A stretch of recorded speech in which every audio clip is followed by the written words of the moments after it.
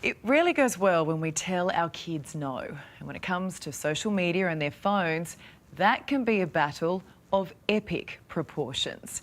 It's why this push by parents and experts to raise the age from 13 to 16 is gaining so much support.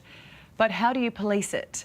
Leading the charge is Nova's Michael Whippley, who's a dad of 3, and I spoke to him a short time ago. Whipper, you've thrown this out there. Yeah. The response has been huge. What's that tell us? It tells us that everybody wants it. It tells us that, you know, there's enough demand out there, and this is a major, major concern. Because as we've been talking, you know, I'm sitting here representing you, I'm sitting here representing the teachers, I'm representing everybody that has a concern about this. All the parents that have said, hang on a minute, this doesn't make sense. Why would we have an adolescent brain and our young teenagers being influenced by something that's out of our control and that we have no idea about?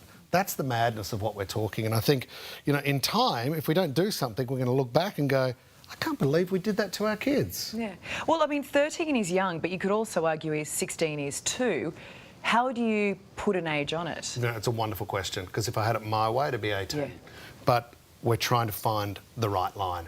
And, you know, we're driving everybody to 36months.com.au to sign the petition. But that 36 months represents from 13 to 16.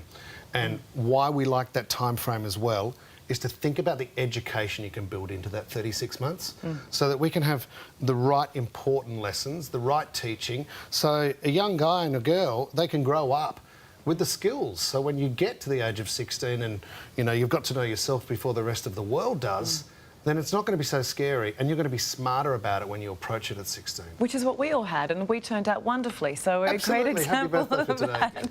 But I mean, when did your kids start hounding you for social media? And look, it is hard for parents because the begging is constant and it starts young. Very young. And, you know, our kids are a similar age. And as they grow up, I mean, it rapidly goes, doesn't it? The time, you know, you've got Mac and Scout. And I look at Ted, he's 9. He's already talking about Snapchat. And I'm going, nah, mate, that doesn't really work. You don't need that right now. And at the same time, if we were to make it illegal to be on social media prior to the age of 16, it takes the pressure off everyone, because the parents feel powerless because they don't want social isolation for their kid by saying, you're the only one that can't be on that. But how do you enforce it though, and particularly with kids, because you tell them you can't do this, all you want to do is that. One. Yeah, I know. But if we were able to change the law, and there is some tech at play, and there's some great funds that have been put forward to work out how we would do that, and I believe there is a way from a technical point of view, which would involve a 2-factor verification. So if we could nail that, I think for one, you wouldn't be able to sign up unless you were 16. So behind the scenes, there would be the crucial database required for that. But you'd also then need tech companies on board, wouldn't you? Because as it is, they don't enforce the 13-year-old age limit. No, they don't. And that's right. That's why there's kids that are 8, 7. They're on there. But you would need them to come on board to a point. At the same time, if you were to create enough noise and say, hey, Australia's not going to put up with this. Australia's grown a set of balls, and they've decided that this isn't right for our kids. And I don't know why, in a way, we're letting this happen. Why are we letting a big social media platform sell the attention span of our kids? They're selling our attention span. That's what they're doing. And by the smart algorithms, you know, the addictive features, you know, the continuous scroll, it's the likes, the shares, all of that are to keep you on there longer, just so that platform makes money. So your child is actually the product of that platform. And we know how addicted we become to that. We get sucked in with it. And I think this advice we've had so far is that social media is not going away, so we've got to treat them, show them how to handle it. Social media has positives. The fight is not with social media.